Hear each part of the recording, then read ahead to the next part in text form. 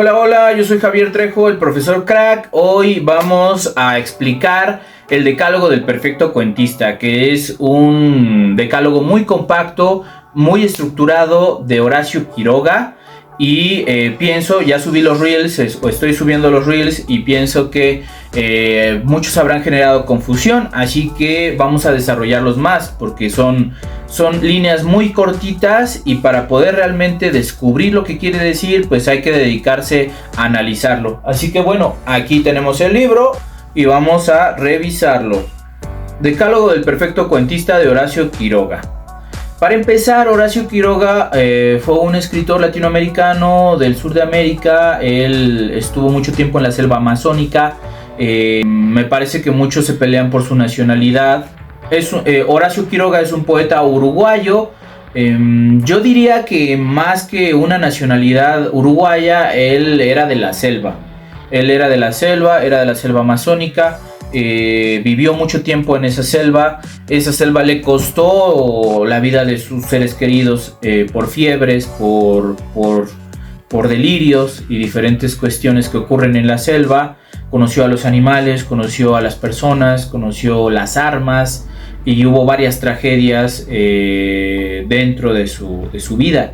Fue un hombre atormentado por la muerte desde que era joven. Murieron personas en su familia, luego muere su esposa también, y después muere su hija. Es decir, hay una serie de muertes que engloban esta atmósfera de Horacio Quiroga. Aún así, independientemente de eso, es un cuentista muy poderoso. Tiene cuentos tremendos. Hay muchos que dicen que cuentos de amor, locura y muerte son los mejores cuentos de Horacio Quiroga. Yo coincido, pero también agregaría Juan Darien, que de hecho tenemos la lectura aquí en el YouTube. Si pueden buscar Juan Darien entre las lecturas que hicimos, porque Juan Darien es, para mí, una obra maestra tremenda. También están Los Peones, que es tremenda obra, un cuento más o menos largo, un relato de Horacio Quiroga, muy bueno. Así que bueno, ¿quieres aprender a hacer cuentos? Pues métete con Horacio Quiroga, entiende a Horacio Quiroga, y ahora vamos a leer sus reglas para hacer cuentos. Número 1 del decálogo del perfecto cuentista: cree en un maestro, Poe, Maupassant, Kipling, Chekhov, como en Dios mismo. Aquí el autor no solo nos está diciendo que hay que tener un paradigma de lo que es un escritor, y de qué escritor no solo te quieres volver, sino cuál es el que admiras más. Nos está diciendo también cuáles son los paradigmas que él sigue, los cuentistas más representativos para él, que serían, como se escuchó, Poe, Maupassant, Kipling y Chekhov. Entre las características que podemos rescatar de ellos, varias podrán ser atribuidas también a Horacio Quiroga. Poe tiene la estructura en 4 partes dentro de su cuento. Horacio Quiroga por lo general también tiene su estructura en 4 partes, a menos que sea un cuento muy corto, entonces la tiene en 3 partes. Pero la estructura de la composición de Poe la replica o la desarrolla muy bien Horacio Quiroga. Chekhov tiene mucho humor. Chekhov trata de representar cosas novedosas dentro de sus obras, cosas inesperadas, divertidas, y eso también lo intenta Horacio Quiroga a su manera latinoamericana, a su propia manera, porque la idea no es imitar, la idea es encontrar tu propia voz, tu propia propuesta, y eso sí hace Horacio Quiroga. Así que retoma eso de Chekhov, ¿no? Lo inesperado que puede llegar a ser el cuento. De Maupassant retrataba perfectamente la cultura de su tiempo, y lo mismo hace Horacio Quiroga, pero con la cultura del campo, con la cultura de los personajes que le son más entrañables, más cercanos dentro de su mundo latinoamericano, y es muy claro cómo retrata de modo impecable incluso los periódicos, los hábitos, las prácticas y las expresiones de las personas de su época y de su entorno. Así que, ¿para qué nos sirve tener un autor principal, un autor que nos inspire? pues este autor que nos inspire nos va a dar la posibilidad de que nosotros comprendamos, entendamos, desarrollemos nuestra propia voz. Vamos a buscarlo como una cima inalcanzable, y esto se apoya con el número 2 del Decálogo. Vamos a ver, el número 2 nos dice: cree en su arte, en el arte del gran maestro, cree en su arte como una cima inaccesible. No sueñes en dominarla, cuando puedas hacerlo, lo conseguirás sin saberlo tú mismo. Es muy pretencioso pensar que podemos avanzar y desarrollarnos de un momento para otro. El desarrollo es más viable mientras menos consciente eres de él. Entonces, ¿para qué sirven estos maestros inalcanzables?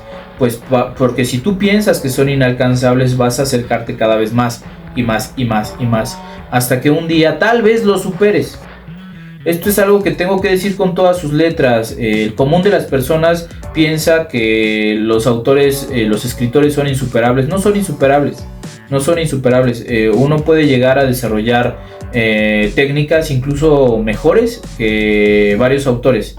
Y propuestas, ensayos, textos incluso mejores que varios autores, pero eso lo va a juzgar el tiempo. Conforme pase el tiempo y los lectores vayan recuperando, reconectando con las lecturas del pasado, entonces se va a saber realmente el peso de estos autores. La literatura está entrando en una crisis muy grande, porque las nuevas tecnologías están tomando el lugar de la lectura. Ya no es tan necesario cultivarse según la perspectiva de muchos, y pues eso es totalmente falso. Cultivarse siempre va a ser necesario. Crecer y desarrollarse de manera humana es todavía más necesario ahora que las tecnologías están sobrepasando a la humanidad, como diría Albert Einstein. Y la literatura tiene que seguir la revolución de las tecnologías, comenzar a escribir en nuevos medios, comenzar a escribir en nuevos ritmos, comenzar a compartir sin el libro en papel, y otras formas que podemos ir planteando a partir de las nuevas tecnologías. Bien, pero bueno, el caso acá es pensar que son insuperables. Tiene un beneficio, que vas creciendo si es que tú te vas esforzando. Pero si tú piensas que son insuperables y no haces nada, entonces son insuperables y siempre van a ser insuperables, porque eres un flojo que no trabaja, eres un flojo que no lee, eres alguien que no vive, porque la literatura viene de la vida. Entonces, si no vives, si no lees, si no escribes, nunca vas a superar a nadie. Y ya lo digo con todas sus letras, no tengo pena ni nada. Número 3 del Decálogo. Número 3 del Decálogo: resiste cuanto puedas a la imitación, pero imita si el influjo es demasiado fuerte. Más que ninguna otra cosa, el desarrollo de la personalidad es una larga paciencia. Aquí Horacio Quiroga ya lo está diciendo. No imites, o trata de no imitar, porque en imitar pues terminas apropiándote de la imitación y terminas siendo la copia de alguien más. Y a veces amamos tanto la voz de nuestros autores que no nos permitimos escuchar nuestra propia voz, desarrollar nuestra propia voz, ni darle un ímpetu a esa propia voz. Pero si no puedes evitar imitar, pues permítetelo. Según Horacio Quiroga, yo diría que sí y no. O sea, podemos retomar ciertas cosas, ciertos matices, ciertos recursos, incluso referenciar y hacer atribuciones a ciertos autores dentro de las obras. Pero mientras menos te permitas imitar, más rápido vas a encontrar tu propia voz y vas a utilizar recursos novedosos, porque para imitar tienes que evitar lo que ya se ha hecho. Muchos dicen: es que ya todo se ha hecho. Sí, todo se ha hecho, pero por eso ya planteaba Edgar Allan Poe que la innovación en la literatura viene de la variación de recursos. No viene de la invención de nuevos recursos, sino de la variación de los recursos, del cómo los utilizas y de cómo los puedes diversificar. Entonces, pues existe una manera de encontrar tu propia voz evitando la voz de otros. Y el proceso, como dice, es una larga paciencia. La paciencia sobre todo es con uno mismo, porque es muy fácil perder la paciencia con uno mismo y decir: no, pues no soy suficiente, nunca voy a lograr ser suficiente, nunca voy a lograr conseguir mis objetivos en la literatura, así que abandono. Pues no, es una larga paciencia y tarde o temprano, aun cuando fueras muy malo escribiendo, tarde o temprano puedes encontrar tu propia voz y algún día tal vez puedas tocar el corazón de otros. Hay que recordar que el éxito comercial no tiene nada que ver con la calidad literaria. Puede ser un golpe de suerte donde tratamos un tema que le interesa a otros.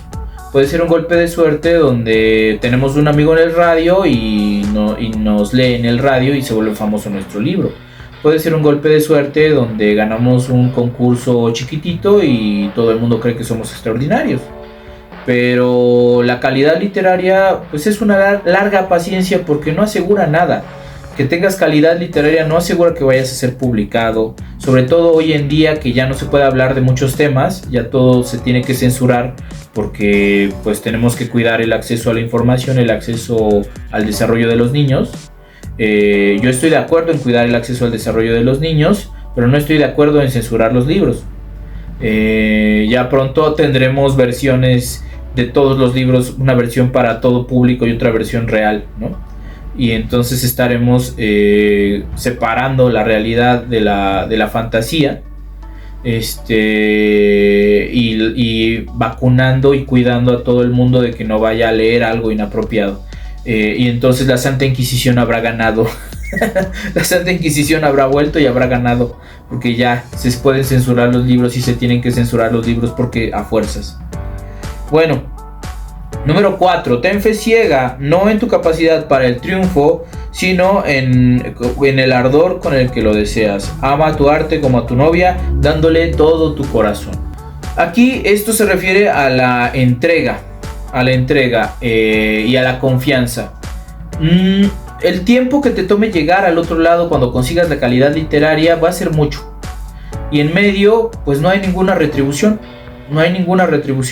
Nadie te va a decir, ay, qué bonito escribes hasta que escribas bonito. Nadie te va a decir, ay, eres un gran escritor hasta que ya seas un gran escritor. Nadie te va a decir, ay, síguele. No, te van a decir todo lo contrario. Te van a decir, te vas a morir de hambre, eres un bueno para nada, ¿por qué no te pones a trabajar? Deja eso, son puras tonterías y muchas cosas así.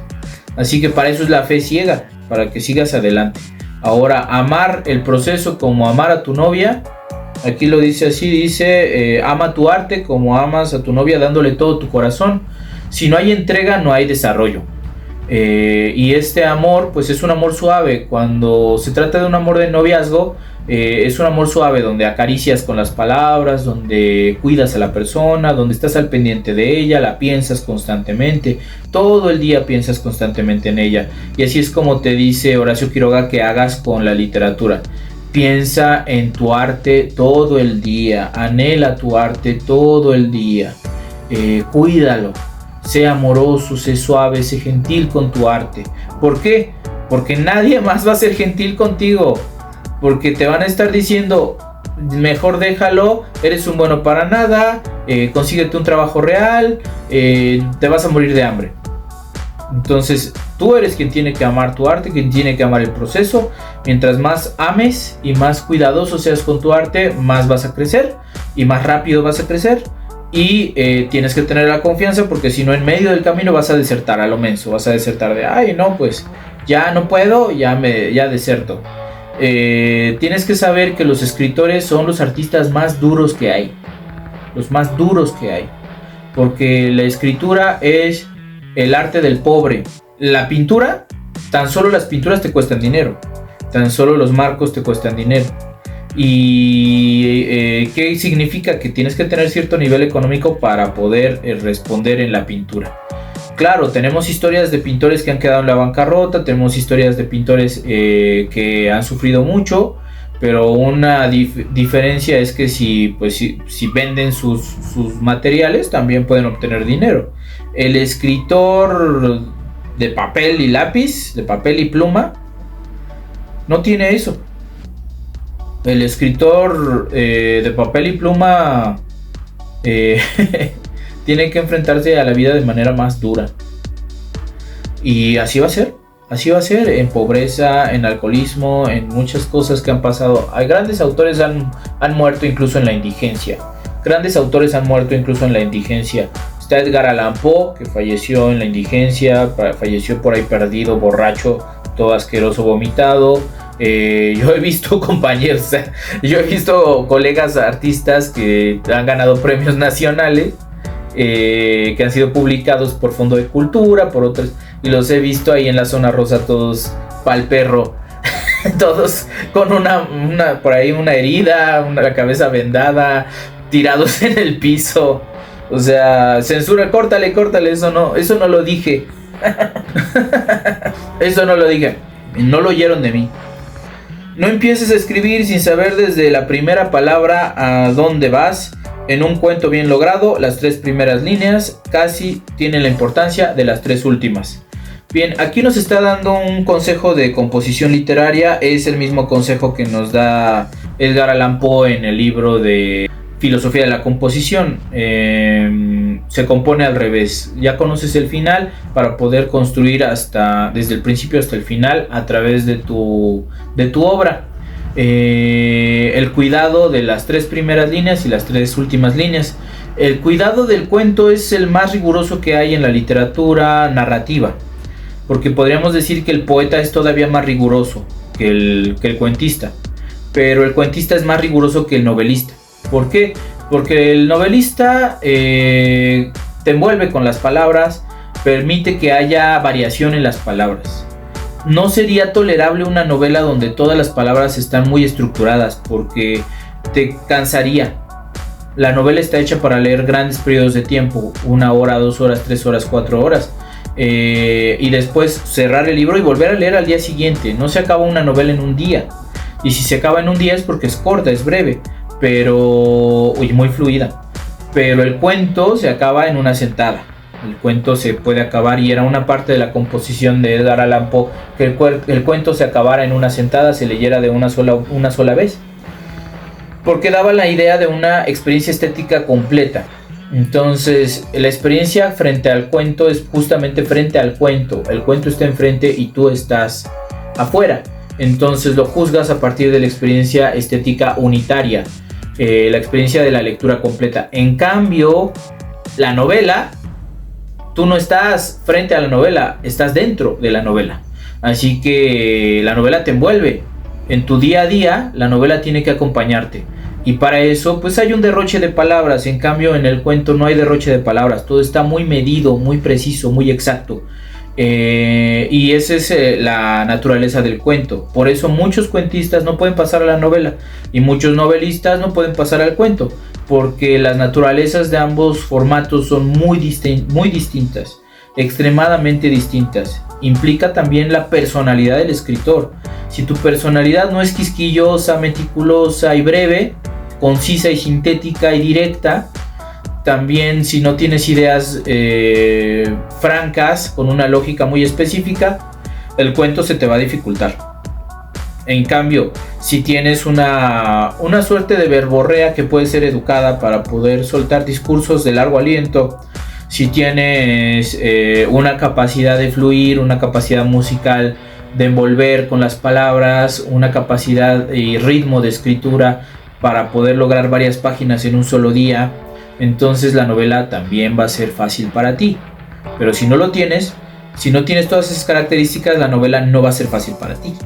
Va a ser terriblemente complicada para ti. Y bueno, esa sería una forma de comprender todo este tema de la composición. Ambos casos, novela y cuento, conviene pensar que ya se sabe hacia dónde se va. ¿Por qué? Porque el final tiene que ser lo más claro posible para poder arribar a él y generar la experiencia de conducir al lector. Rara vez te va a salir de serendipia, de sorpresa, de chiripa, un final muy bueno mientras vas escribiendo. Tú tienes que saber a dónde vas. Y muchos escritores escriben por eso las historias al revés, empezando por el final. Bien, vamos a nuestro siguiente número 6. Si quieres expresar con exactitud esta circunstancia, desde el río soplaba un viento frío, no hay en la lengua humana más palabras que las apuntadas para expresarlas. Una vez dueño de tus palabras, no te preocupes por observar si son entre sí consonantes o asonantes. Bien, Aquí se refiere a que cuando nosotros escribimos, muchas veces le damos vueltas al asunto y eso no se tiene por qué hacer. El lenguaje directo es el mejor lenguaje para la literatura. Las redundancias, las presentaciones y todas estas cuestiones ya no se usan. No solo es que no se usen por cultura, sino que se ha comprendido pues que el tiempo tiene un valor y que hay que ir directo a las cosas. Entonces, en muchas ocasiones lo que va a ocurrir va a ser que tú escribirás de primera vez algo que ya quedó muy bien y luego regresarás a corregirle y vas a empezar a decir, ay, mejor pongo esto, mejor pongo lo otro. Muchas veces, no todas, porque también hay que corregir las incongruencias, los errores ortotipográficos y muchas otras cosas, pero muchas veces la primera intención va a ser la correcta, aunque parezca que no. Porque es la más directa, es la más sencilla, es la más simple. El lenguaje es el más simple, es como la línea recta de la que hablaba Bruce Lee, de que la línea recta es la distancia más corta entre dos puntos. Eso ya lo sabemos desde Heráclito, pero el usarlo, el ponerlo en práctica en la vida cultural, pues es muy difícil. Así que este texto habla sobre ya no le busques. Si ya tienes la expresión, ya no le muevas, ya no le metas, ya no le agregues, porque ya está lista, ya está pulida, ya está bien. Ahora, si no la tuvieras, aunque fuera de primera intención, tienes que corregir, tienes que trabajar y tienes que encontrar. Pero si ya la tienes, entonces déjala como está. Luego tenemos no adjetives sin necesidad. Es el número 7, no adjetives sin necesidad. Inútiles serán cuantas colas de color adhieras a un sustantivo débil. Si hallas el que es preciso, él solo tendrá un color incomparable, pero hay que hallarlo. No necesitamos agregar tantos sustantivos, es lo que nos está diciendo el autor, es muy claro. ¿Por qué? No necesitamos agregar tantos adjetivos, es lo que nos está diciendo el autor y es muy claro. ¿Por qué no necesitamos agregar tantos adjetivos? Porque muchas veces los adjetivos se convierten en valoraciones. No tenemos por qué decirle cómo es algo al lector en un sentido de cómo lo entendemos nosotros. No le vamos a decir, es que este es el personaje bueno. Es el bueno y es al que tienes que querer. Es el bueno y es el que va a hacer todas las cosas que van a ser interesantes en el libro. Cualquier libro que dice que hace valoraciones, pues es un libro que no respeta a su lector. Porque ¿por qué le tienes que decir al lector cómo va a comprender las cosas? Tú narras de manera limpia lo que está ocurriendo y el lector es suficientemente inteligente como para tomar juicio por él mismo y entender por él mismo. Entonces, todos estos adjetivos no solo se vuelven un estilo engolado donde le adornas de más. De hecho, por eso es que no me gusta tanto, ni siquiera lo he podido terminar de leer, pero ya lo voy a terminar de leer, el retrato de Dorian Gray. Está lleno de adjetivos, o sea, está lleno de valoraciones, lleno de preciosismo, lleno de lenguaje engolado. Lenguaje engolado, búsquenlo, el estilo engolado es cuando le agregas demasiada crema a tus tacos, ¿no? Demasiado adorno, le agregas demasiado adorno. Entonces es innecesario. ¿Por qué tienes que tratar de controlar algo que es incontrolable? La mente humana, la imaginación humana es un río incontrolable y esa es su naturaleza y así tiene que ser. La literatura no tiene por qué limitar la imaginación. Al contrario, tiene que propulsar la imaginación. Y el estilo engolado llega a ser cansado, llega a ser muy fatigoso. Número 8. Toma a tus personajes de la mano y llévalos firmemente hasta el final, sin ver otra cosa que el camino que les trazaste. No te distraigas viendo tú lo que ellos no pueden o no les importa ver. No abuses del lector. Un cuento es una novela depurada de ripios. Ten esto por una verdad absoluta, aunque no lo sea. Ok, esto está muy bueno, miren. Esto es lo que ya había comentado sobre la novela. La novela es vivir en el lugar. Ok, bueno.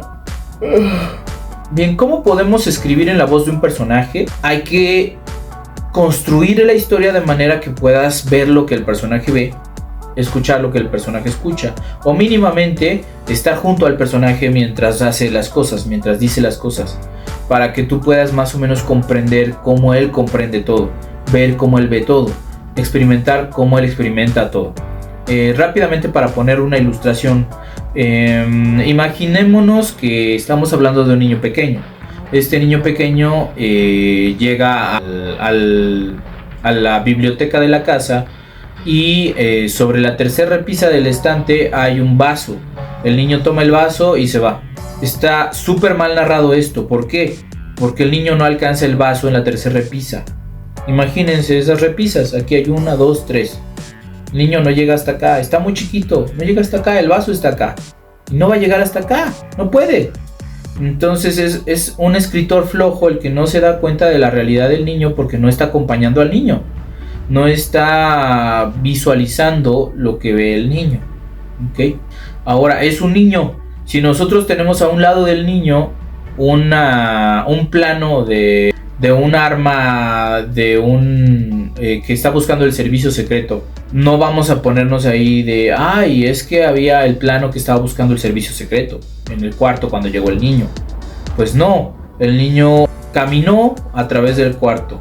Había un montón de papeles que lo separaban del librero, y en ese montón de papeles solamente vio líneas y garabatos, números y varios pliegues de documentos que no podía comprender y que no le interesaban. Se subió a la mesita para poder alcanzar el vaso que estaba en la tercera repisa, sin darse cuenta que su rodilla, al frotar contra el papel, había destruido aquella imagen. La imagen de unos dibujos, unos trazos que parecían tornillos y tuercas y algunas otras cosas. El niño salió del estudio, salió de la biblioteca de casa, y no se esperaba que su padre lo riñera por haber destruido los planos que eran tan importantes para los agentes de la CIA, o para los agentes secretos, o para los espías. Así que bueno, más o menos así es.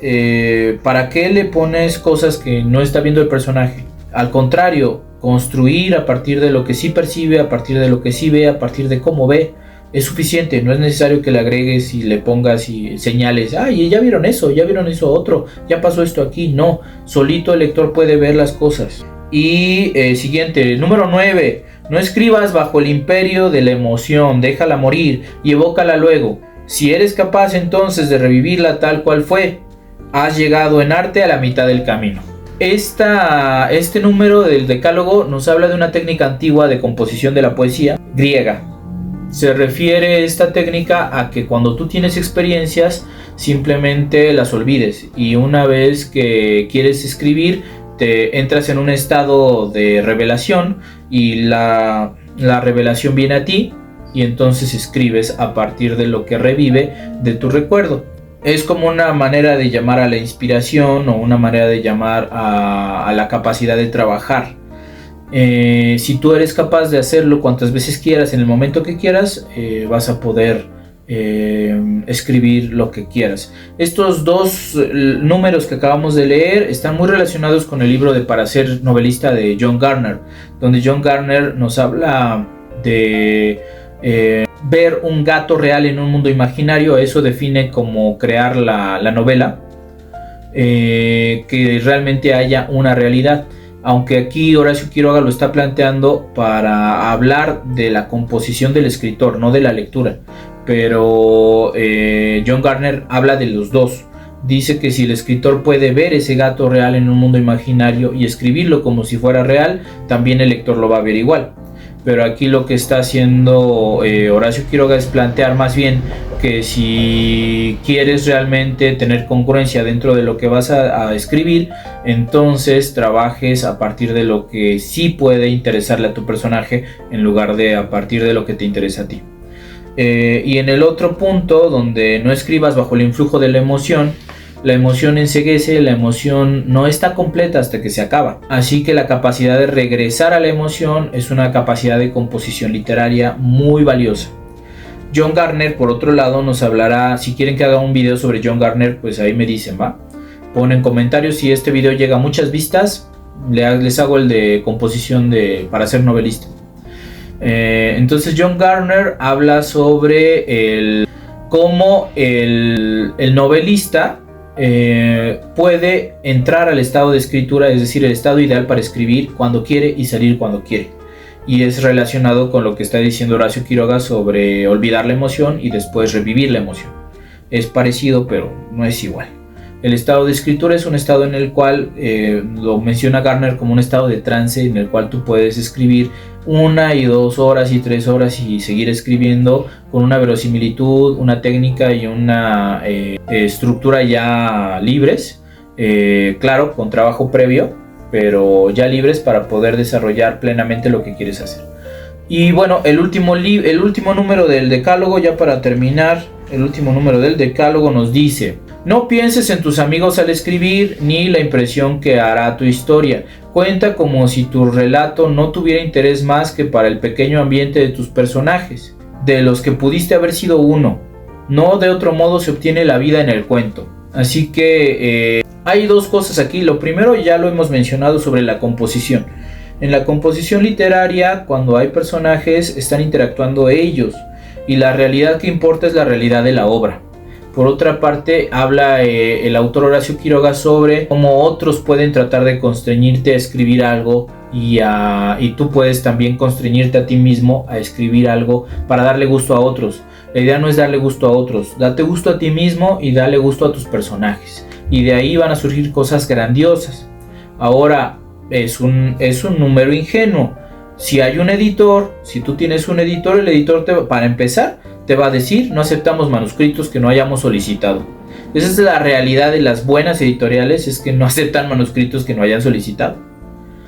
¿Por qué? Porque no van a andar publicando cualquier cosa. Así que si les envían un manuscrito, pues se tiene que revisar, se tiene que leer y se tiene que pensar. Ahora, si no aceptan manuscritos que no hayan solicitado, no van a aceptar tu novela porque esté muy bonita.